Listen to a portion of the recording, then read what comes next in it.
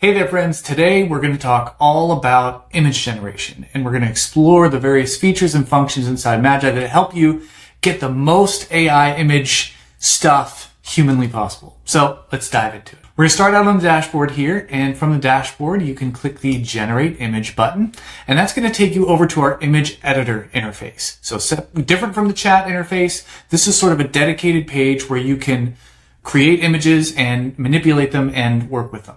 So you start out here on the page with whatever your previously generated image was. This kind of helps you pick up where you left off if you need to, or you can just start generating again from scratch. And so over on the left-hand side, we have your input form where you can just start typing your prompt.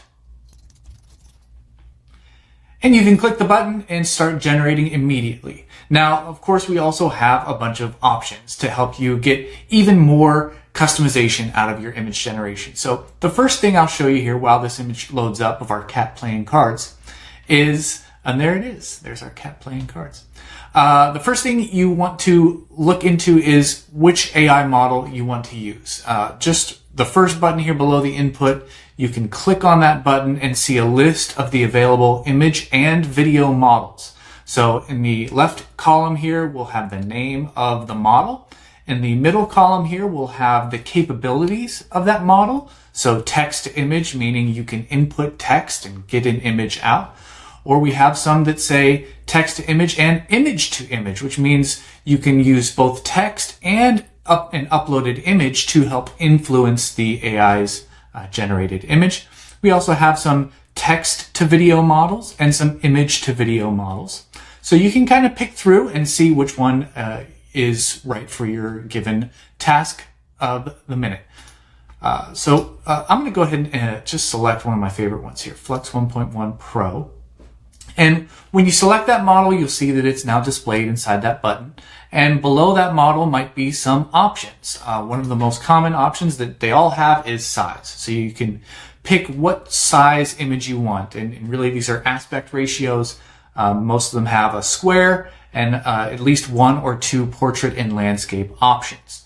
Now, if you go to a model that has more options here, let me pick Leonardo because I think it has the most options available. You'll see some additional sort of settings to play with here. So we've got the size, but you'll notice the Leonardo model also has a submodel selector and a style selector. So we'll start with the style because some of the other models do have a style.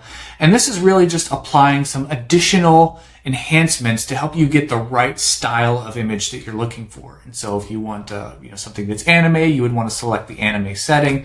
Something more cinematic, you would select the cinematic setting. But Leonardo is unique in that it has multiple sub-models. These are specialized, custom, fine-tuned versions of their AI image generator model, and they are really good at a specific type of image. And so you see here we have this Leonardo Anime, which is really good at producing anime-style images.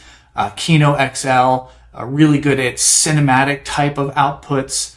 And then you can kind of hover over each one of these to get a little more description of what each of them does. And that way you're picking the best model for the job. And then there are, of course, their Leonardo Phoenix model is sort of like the generalist model. It's pretty good at almost everything. And so, if you're always in a place where you're like, I really don't know, and I just kind of want to explore and see what the AI comes up with, you can pick a more generalized model. And then some of these models might have a little advanced option setting here. So if you click on the advanced options, you'll see some other inputs possible. So negative prompt. This is sort of where if you have some keywords that you want to make sure that the AI leaves out of the image, maybe you generated an image and it added some things that you're like, I don't want those things in there. This is where you would add that negative prompting. So you would just add keywords that the AI will exclude from the image. Seed, this is really just a technical term. If you're familiar with it, some AI models, when they produce an image, they will assign to it a seed, which is essentially almost like a coordinates value, almost like GPS for AI models. They kind of tell it where it pulled its inspiration from amongst its data and training. And that's kind of what that means. And so if you enter the seed value of a previously generated image, you should get out an image that looks very similar in style. And then some models, again, have image to image capability, which means you can add an image that will influence the output. So if you have like a particular style of image or something that you want to have not necessarily replicate identically, but have a good correlation visually to, you can upload an image. You can select one from your library of images, or you can use the image that's already in the canvas, and it'll show up here, and you can remove it at any time. Then once you do select an image for your image to image, you're going to have a strength indicator here. Now, what does a strength indicator mean? Essentially, you're saying how much influence you want this uploaded image to have on the next image that is generated. So the higher that strength, the more closely the generated image that comes from this will look like this image. The lower you put that strength, the less influence that image is going to have on the output. So that's what that is.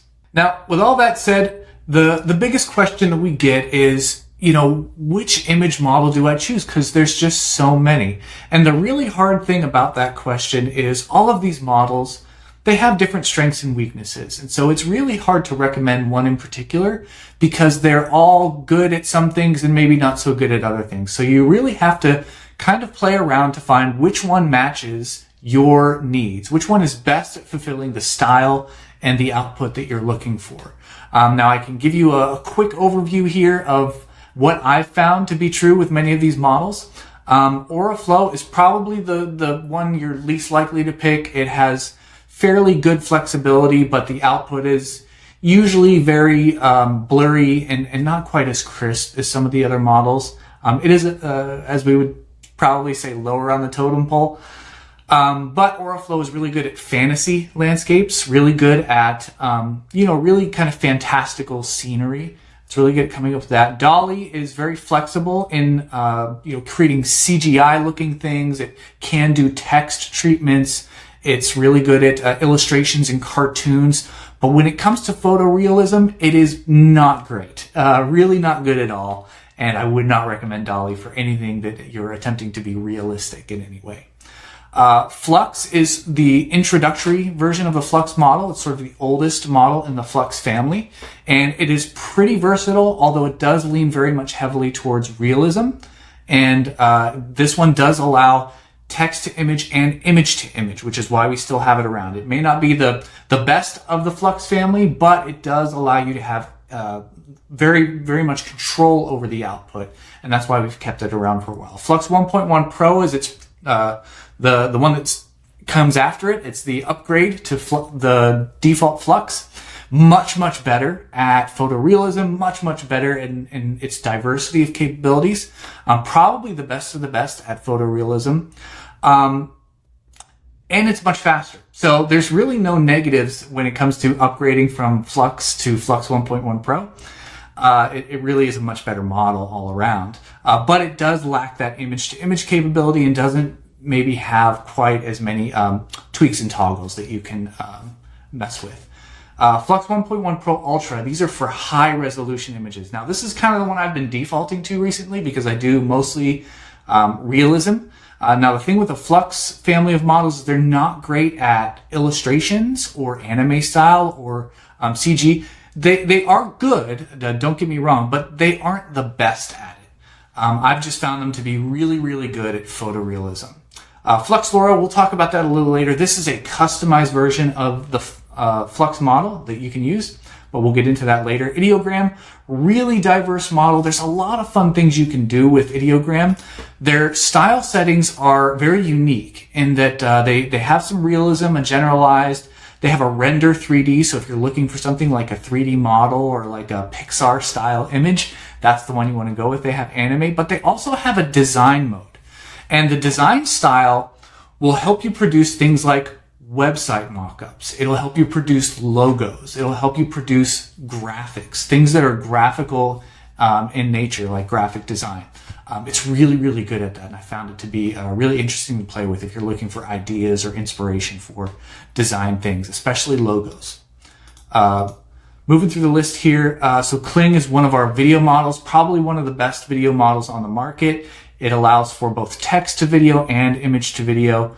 I would say I would probably rank it number 2 on the list in terms of quality. But it's a close 2. There's a close race. Leonardo, as we showed, a phenomenal model, lots of options there to really fine tune what you're trying to get out of it, because it has all those different, sub-trained models. Leonardo Motion is its video model, so it allows you to take a previously generated image and turn it into a video. LumaDream, probably one of the top video contenders out there as well. The LumaDream is their flagship video model. It is text to video, so you can type some text and get a video out. Luma Ray 2 is the one that they just released. Literally the day before or 2 days before I'm recording this, it was released to the public. I've been beta testing it for a while, and it's quite good. Minimax is also a text to video and image to video, probably number 3 on the list of quality, but it is pretty good and pretty reliable.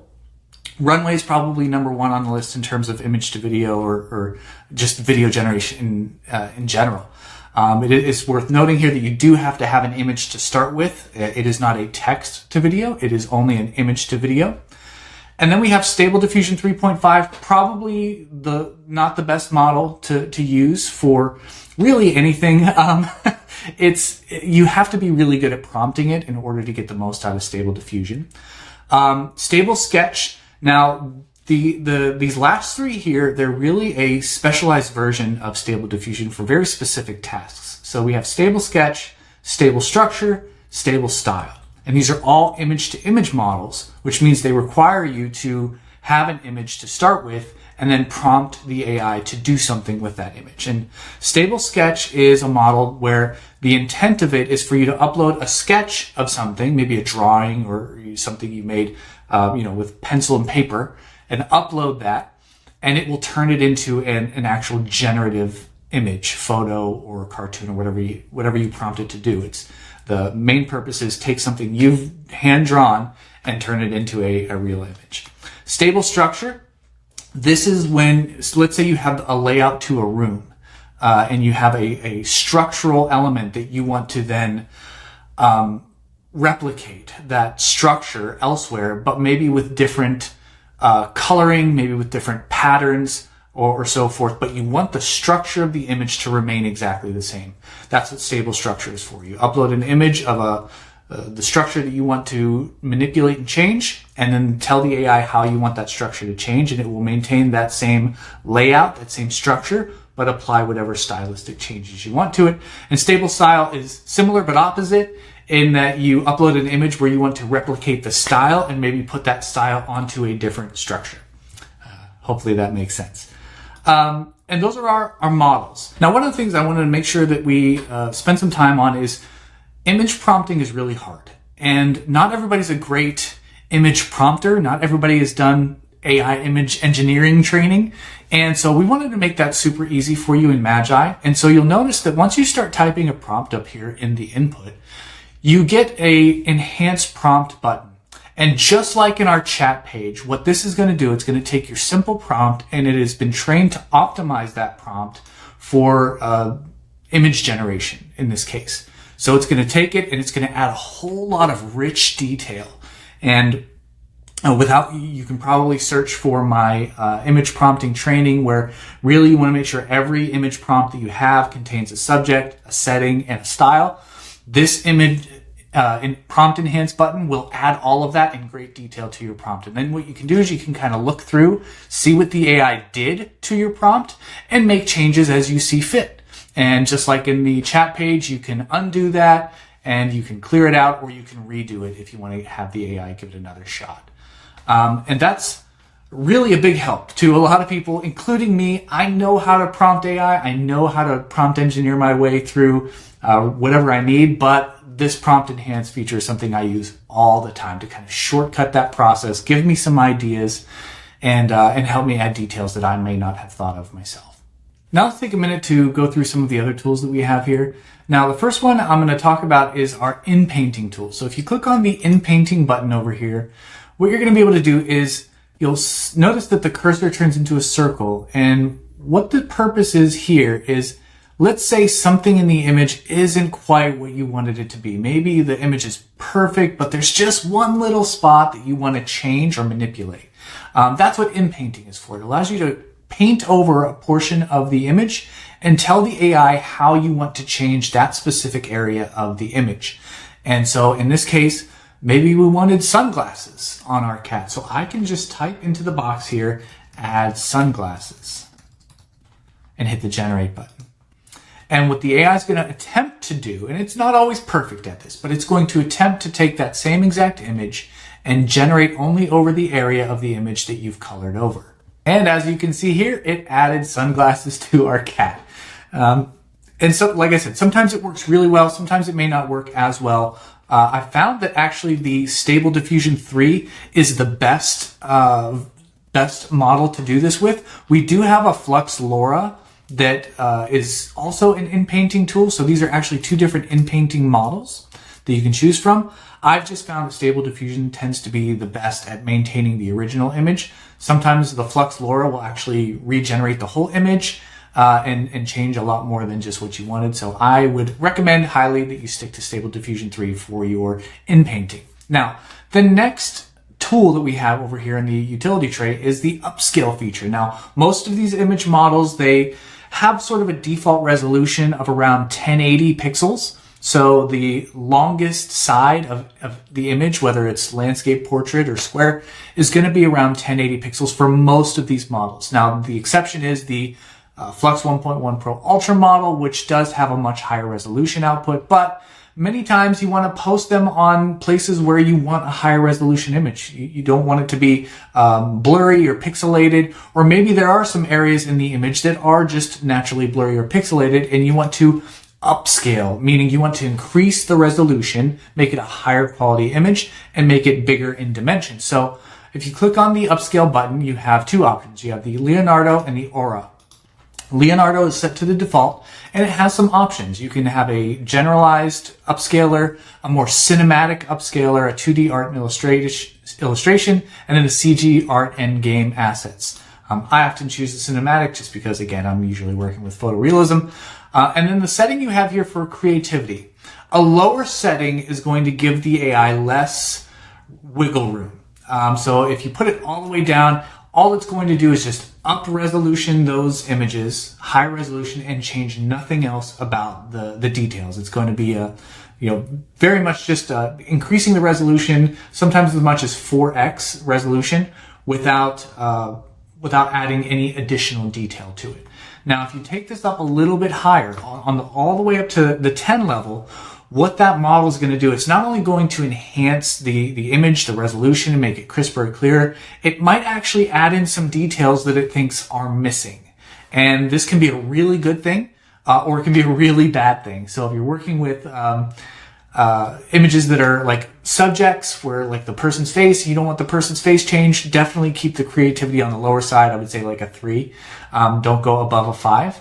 But if you really want to just kind of see what the AI adds, maybe it's really blurry and needs a lot of detail added, then you would raise that creativity a little bit higher. So I'll just use this one as an example. So we'll just take a look at it firsthand, see that the cards are kind of not very high quality, and a lot of sort of general fuzziness. It might be hard to see in this video, but I'm going to go ahead and upscale this. I'm going to keep it at a 3, and we'll see if we can see the finer detail here. Okay, so we've got our upscaled image here. Now, do be patient. Sometimes the upscaling process can take a while, and so it's just important that you kind of give it a minute to really go through and up resolution those images. It can be a very intensive process. So, you may not be able to tell here on this video, but looking at this myself, I can see just a lot sharper detail on like the finer hairs and the whiskers here. Didn't really clean up the cards much for us, but the detail around the fur is just really superb. And the resolution it came out with is, as you can see here, 3392 by 3392. So upscaled from our original, which was I think about 1080 by 1080. So much higher quality image and much more detail in that. So highly recommend the upscaling. Now, if I go back to the Generate tab here, next one on the list is our crop. So if you do need to crop the image and sort of resize it, we do have a crop tool that you can kind of play around with. And this is also great for some of our video models, which require you have preset sizes. Our stability video models do require very specific sizes. So you can kind of click on the presets here and resize the image accordingly. Now our image is much bigger now because we upscaled it. So you can use our tools to sort of zoom in or zoom out as needed and to really frame up the image for the video model that you're going to hand it off to.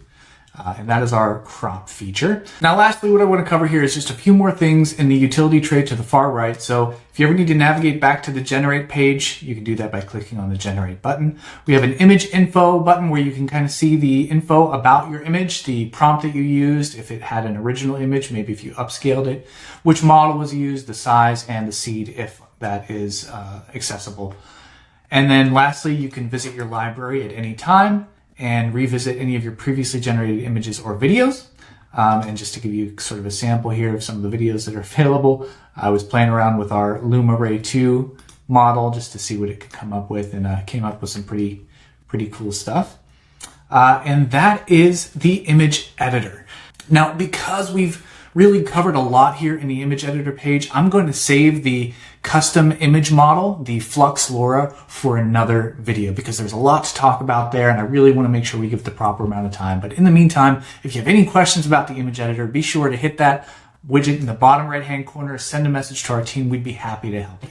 Thanks.